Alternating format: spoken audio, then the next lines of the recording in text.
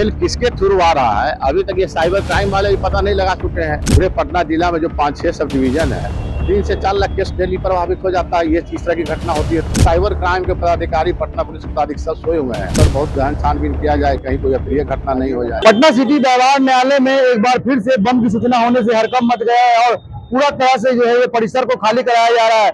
ऐसे बता दें कि यह जो है मेल द्वारा सूचना प्राप्त होती है कि बम जो है कोर्ट परिसर में रखा गया है, लेकिन जो है जांच के बाद इसमें कुछ नहीं निकलता, पूरी तरह से हवाई बातें होती है।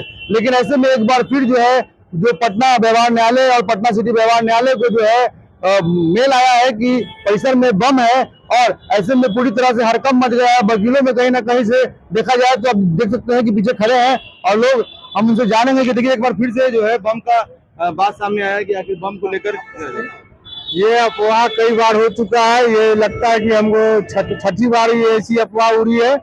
पता नहीं सरकार इसमें क्या कर रही है। सरकारी तंत्र, खुफिया तंत्र नाकाम है पूरी तरह से। लगता है कि अफवाह तंत्र का शासन है, इस पे सरकार को विशेष कर ध्यान देना होगा।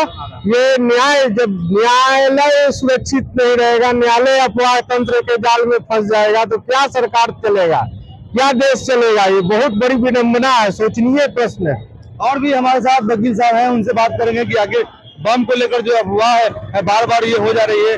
बताइए, बम को लेकर अफवाह जो है बार बार आ रहा है, क्या कहेंगे? नहीं होना चाहिए। सूचना तो ये लगा के 4ठी-5वीं बार हो गई है, लेकिन ये समझ में नहीं आ रहा है कि ऊपर के पदाधिकारी लोग क्या कर रहे हैं, क्योंकि मेल के जरिए सूचना आता है और मेल किसके थ्रू आ रहा है अभी तक ये साइबर क्राइम वाले भी पता नहीं लगा चुके हैं। उनके पास पदाधिकारी हैं, उनके पास डीएसपी है, एसपी है, साइबर क्राइम के लोग। हमारे माननीय जिला जज साहब और माननीय मुख्य न्यायाधीश महोदय पटना उच्च न्यायालय, उनको भी मैं रिक्वेस्ट करता हूँ, मैं मांग करता हूँ इसकी जांच बहुत ही गहराई से की जाए, क्योंकि इस तरह की प्रक्रिया जो चल रही है इससे ये लग रहा है कि वकील लोग काफी प्रभावित हो रहे हैं। वकील आ रहे हैं, जा रहे हैं। करीब 3 लाख केस पटना जिला का, पूरे पटना जिला में जो 5-6 सब डिवीजन है 3 से 4 लाख केस डेली प्रभावित हो जाता है। ये इस तरह की घटना होती है तो, और हमको लगता है कभी कोई बहुत बड़ी अप्रिय घटना हो सकती है। अभी जो प्राप्त हुई सूचना ये किस तरह से प्राप्त हुई है? ये तो ईमेल के थ्रू प्राप्त हुई है और जिला जज साहब के द्वारा हमारे जो पटना सिटी के जज इंचार्ज माननीय निश्चित देव सर, उनको सूचना आया जज इंचार्ज महोदय को।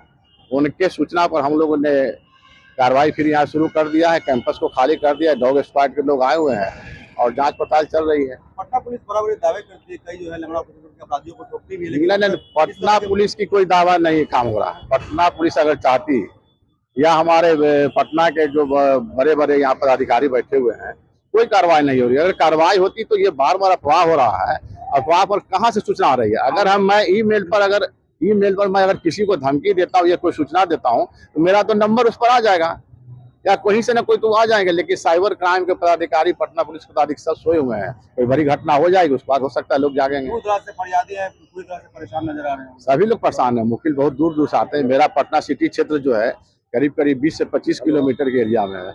गाँव से भी लोग दूर दूर से आते हैं और नाराज होकर निराश होकर चले जाते हैं। एक बार फिर देखना होगा कि बम मिला या नहीं।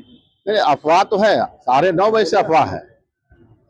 लोग आए हुए हैं, डॉग स्क्वाड टीम के लोग आए हुए हैं, जांच कर रहे हैं, फिर कोई बम वगैरह मिला नहीं है। अगर इस बम नहीं मिलता तो इसके बाद जो आप लोग हम लोग तो मांग करेंगे ना, हम लोग अपने गार्जियन जैसे जिला जज साहब हैं, माननीय मुख्य न्यायाधीश महोदय हैं, उनको हम लोग बार बार प्रयास कर रहे हैं, रिक्वेस्ट कर रहे हैं कि सर इस तरह की जो बातें हो रही है इस पर बहुत गहन छानबीन किया जाए, कहीं कोई अप्रिय घटना नहीं हो जाए।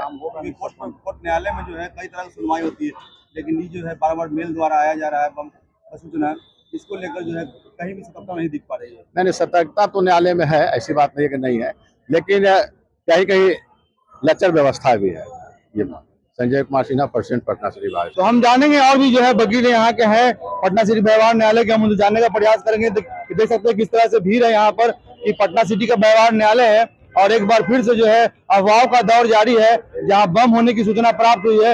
हमारे साथ जो पटना सिटी में कई सीनियर वकील हैं और उनसे जानने का प्रयास करेंगे कि आखिर पटना सिटी के व्यवहार न्यायालय में एक बार फिर से बम होने की सूचना प्राप्त हुई है, क्या कहेंगे इस पर? इस पर हम यही कहेंगे कि बार बार जो है ये अफवाह है, ये अफवाह है और किसी न किसी दिन घटना हो ही जाएगी। जिस दिन घटना होगी तो उस दिन क्या होगा फिर? है इसके जिस दिन घटना होगी उस दिन तो बहुत लोग मरेंगे।